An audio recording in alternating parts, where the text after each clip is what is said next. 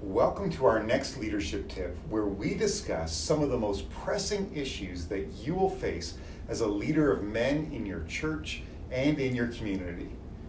Today, we're going to address how to lead well when men are so busy all the time.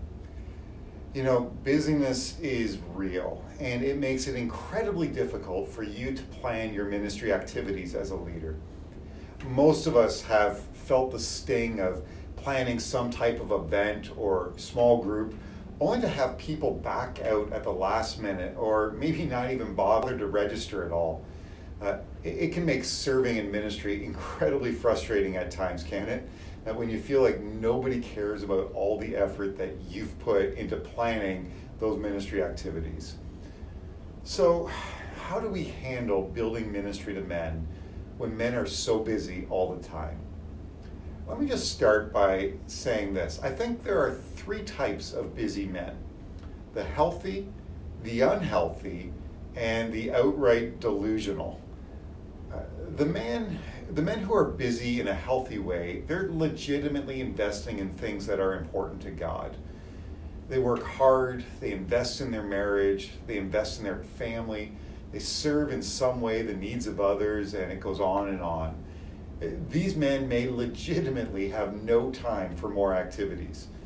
Instead of criticizing them for not showing up, I want to encourage you to take the time to notice the faithful men in your church and become their primary encourager.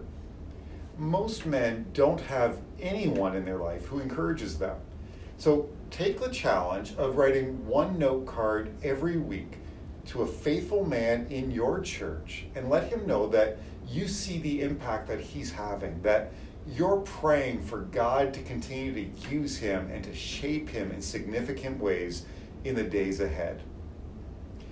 The unhealthy busy men are really the guys who have life way out of balance. They're working 70 hours a week. They've got no time and no energy left for God, for their marriage, for their kids, or for their church. They play multiple rounds of golf in a week, but they don't have time to attend a Bible study. These men are going to run dry at some point. They simply cannot sustain an unhealthy busyness because God has designed our bodies to only be able to handle so much.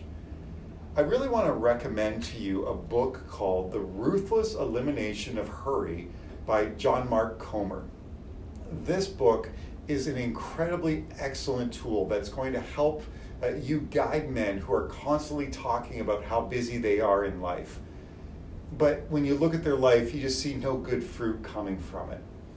In the book, John Mark Comer talks about the difference between being busy and being hurried.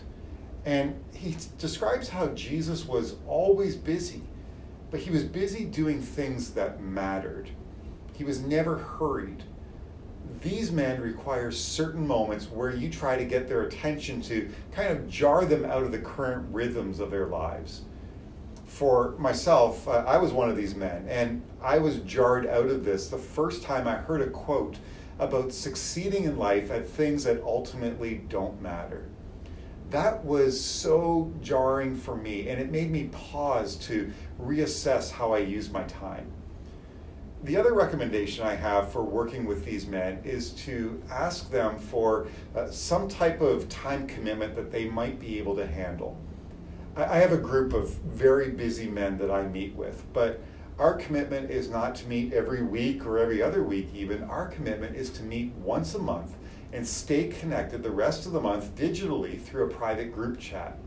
It's been so good, and the men who are coming together, they're busy already, but they are deeply committed to the time of being together because they see the value in sharpening each other's lives.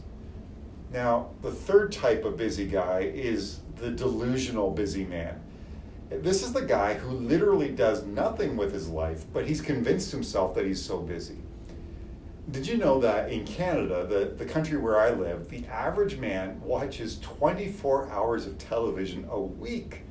One full day a week watching television, but yet we've convinced ourselves that we're so busy. Imagine what we could do with those extra 24 hours. Imagine how a man could serve people in need, or date his wife, or play with his kids, read his Bible, or maybe even just sleep a little bit longer.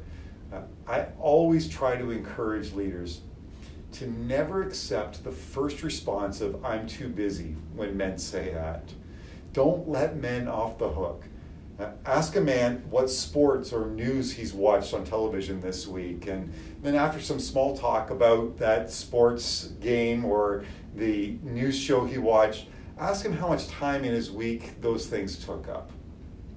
See, talk openly to men about what the Bible says about being lazy and making the most use of their time that God has given to them. There are men who are just plain lazy, and they need someone like you to challenge them to step up.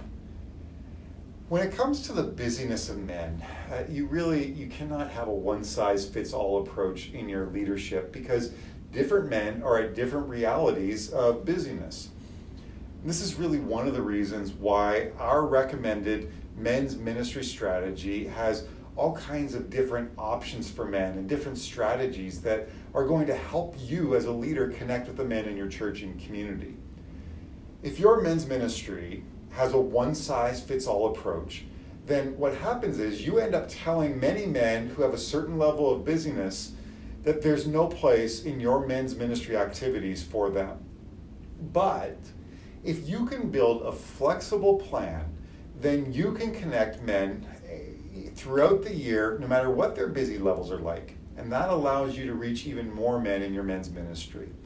I want to encourage you to check out our men's ministry leadership training and our leadership coaching at impactus.org so that you can learn more about how to build a men's ministry plan that can reach different types of men who have different levels of busyness and schedules in their life.